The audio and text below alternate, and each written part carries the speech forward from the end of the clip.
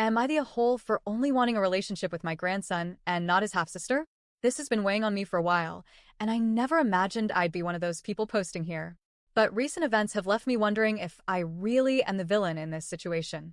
I, 55F, lost my daughter Amy 2 years ago in a car accident.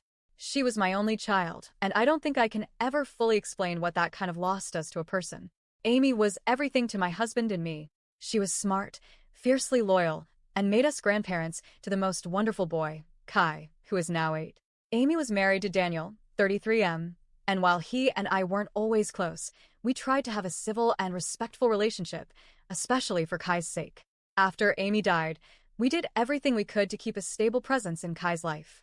We were there for every school event, every birthday, every holiday. We'd have him sleep over on weekends, take him on little trips, read him bedtime stories like Amy used to. It helped us all cope. For a while, it felt like we were healing slowly. About a year after Amy passed, Daniel introduced us to his new girlfriend, Hannah. She seemed fine, a bit reserved. We didn't judge Daniel for moving on. Grief is complicated, and we understand that everyone processes it differently. But I'd be lying if I said it wasn't hard to see someone else step into a maternal role in Kai's life. Fast forward to May of this year, Daniel and Hannah had a baby girl. Now, this is where things get complicated. We didn't go to the baby shower. It wasn't out of spite, it was just too painful. We were barely holding it together at the time. Seeing people celebrate the birth of another child when we're still grieving the one we lost, it just felt wrong.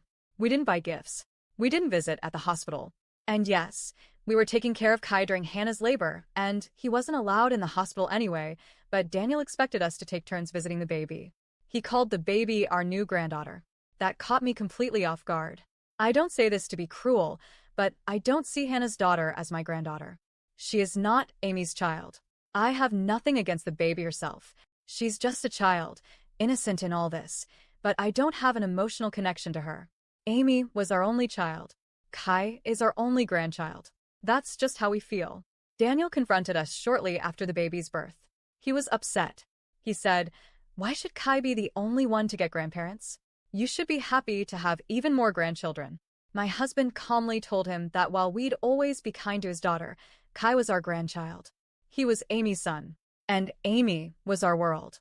No one can replace her, and no child, not even Daniel's future kids, will be able to change that. That didn't go over well. Daniel threatened to cut us off from Kai, but then he looked into grandparents' visitation laws and realized we had a legal leg to stand on. Since then, it's felt like he's been forcing his partner and their daughter into our lives. Every time we ask to see Kai, it becomes a group visit. Kai, Hannah, the baby, sometimes even Hannah's parents. It's like we're being tested or watched, as if we'll suddenly warm up to the idea and embrace the baby as our own. But that's not happening. Last week, Kai told me quietly during a visit that he misses our sleepovers and one-on-one time. He misses being at our house, just us, just him. Before Amy died, we used to have movie nights and pancake breakfasts. It was our little tradition. I could see how much he wanted that again. So I reached out to Daniel and asked if we could plan a weekend sleepover with just Kai. He immediately asked why I wasn't offering to take his daughter too. I was honest. I told him, Kai is my grandson. I love him, and I want to maintain our bond. That doesn't mean I need to have the same relationship with your daughter. He got really quiet. Then he asked me outright, "So, you only want a relationship with Kai, and not my daughter?" I didn't dance around it. I told him yes. I told him I wasn't trying to be cruel, but this wasn't some interchangeable role for me. Kai is a part of Amy. His smile, his laugh, his little quirks, they all remind me of her. That connection matters.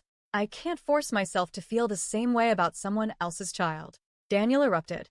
He said it wasn't fair, that I was punishing his daughter for being born, that I was selfish and emotionally stunted. He ranted for a while. I sat there and listened because I felt like I owed him that much. Then he said something that really cut deep. "Fine, you win. Kai wants to be with you anyway, without the rest of us. So enjoy your little victory. But just remember this. One day my daughter, and any future kids, will grow up knowing they were never good enough for you. And I hope you can live with that." It hurt. A lot. And yet he brought Kai for the sleepover. Just Kai. We played board games, watched his favorite movie for the 100th time, made pancakes just like Amy used to. He was so happy. The next morning, he hugged me tighter than he has in months. Daniel came to pick him up and barely said a word to me. He's made it clear he thinks we're terrible people. that we're being cold, petty, even discriminatory. But we're not shutting his daughter out to be mean. We're just still grieving. And we're trying to hold on to the last piece of Amy that we have. So, am I the a hole?